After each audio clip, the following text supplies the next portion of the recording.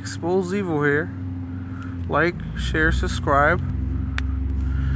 This is Shapiro versus Thompson, 394 U.S. 618. The case that everyone cites about the right to travel. And normally, a lot of people go online and go to like caselaw.com and read a case brief, and then come back and say this has nothing to do about the right to drive a vehicle anywhere. Okay, no one said it is. It proves the right to travel. This is what this case does. And traveling, let me first say before I read the head notes about the right to travel. Traveling doesn't matter if you're in a car, as we commonly call it now, or a horse, or if you're walking. You're traveling. You understand? What this case does is proves the right to travel as a constitutional right.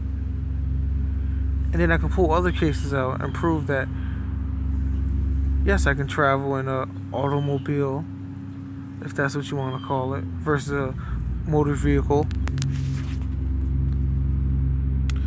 Now, this is the Lord's edition of the LexisNexis version, and it has head notes.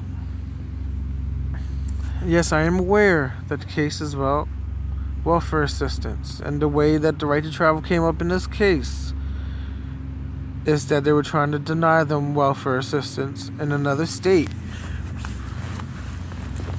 And what they brought up was that they had the right to travel from one state to another, unrestricted from statutes and rules and regulations. You know, the right to travel doesn't only deal with moving in your property, aka car. Here we go, head note 5.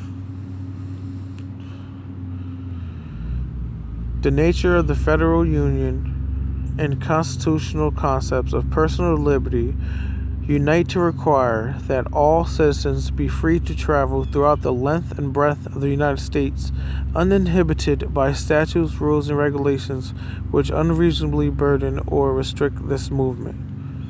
Now think about that. Free to travel. The length and breadth of the United States, uninhibited by statutes, rules, and regulations. Right?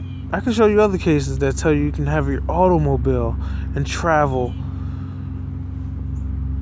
Okay? Now let me continue though with this case. Although not explicitly mentioned in the federal constitution, right? It's not mentioned in it. The right to travel, the right freely to travel from one state to another is a basic right under the Constitution. Okay?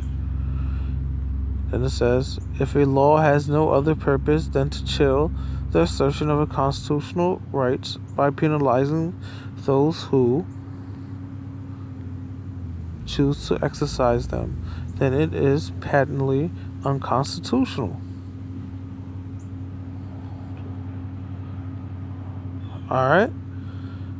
This case does touch the right to travel. And you can correctly cite this case for the right to travel.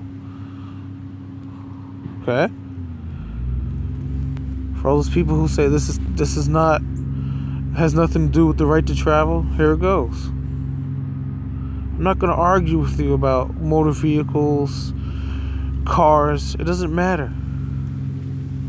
Get your head from around that, people.